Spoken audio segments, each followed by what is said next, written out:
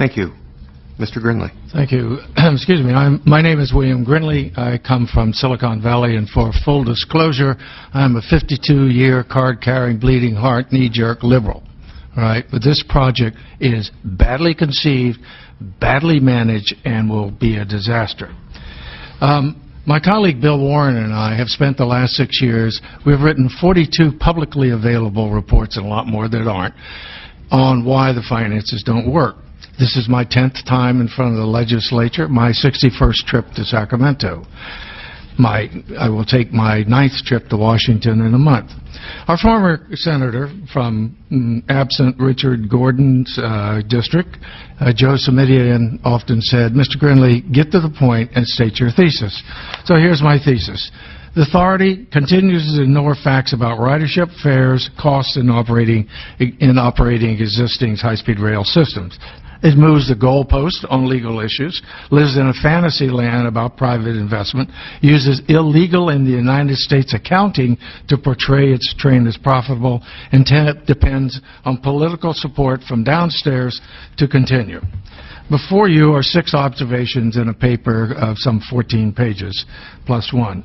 The first documents that these guys aren't building a high-speed rail system, they're building a dirt mound because the terms shifted. They moved the goalpost.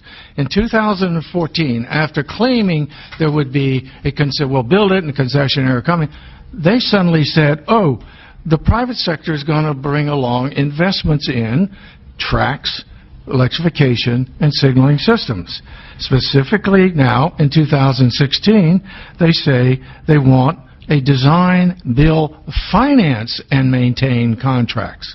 Catch the last 2, finance and maintain contracts. Not, as Mr. Morales said, design and build. Design, build, finance. But they want that up front before any ridership is proven. So that's a bit of a scam going on there for the initial. The second paper documents that the authority uses an accounting system that the European Union uses for its total rail systems. But that accounting system is not allowed in the United States. European Directive 91/440 said you separate the issue of who owns the fixed infrastructure from who owns and operates the rolling stock. Well, in Europe, that means the other government agency, because all the operators are government also, takes all the cost of maintaining the track's electrical system and signaling into a second pot. The third pot in most of the European countries are their health care systems. The fourth part are their pension systems. So they operate with 4 parts. Unfortunately for the authority, it all has to go into one pot here, and DOT requires such a thing. The third paper says to you that they have very carefully, with their wording over the last 3 plans, moved from recognizing AB 3034, Section 2704, subsection 8J's demand that they not need an operating subsidy, to putting that up as a lofty goal. So they're setting you up to take that fall. The fourth paper shows that the authority's computer modelers don't really know what is reality or what the authority surveys. They have never had a survey, particularly related to the present plan, that asks potential riders, what would you do riding a system which dropped you off in Bakersfield or dropped you off somewhere other than the downtown to downtown? They've never done that. So they make up their ridership numbers. The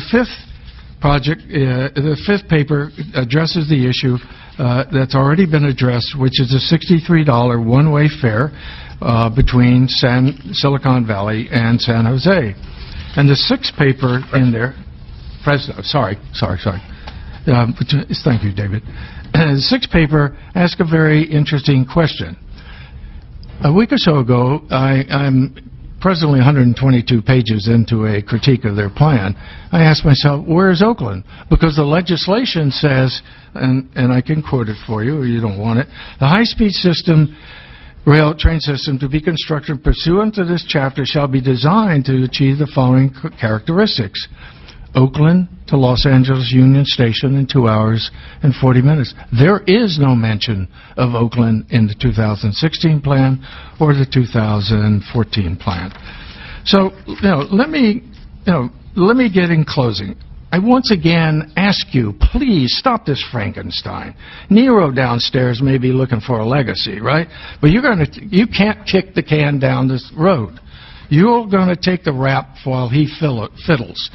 3 senators, all of whom had been chairs of the Transportation Committee, voted against this project in 2012.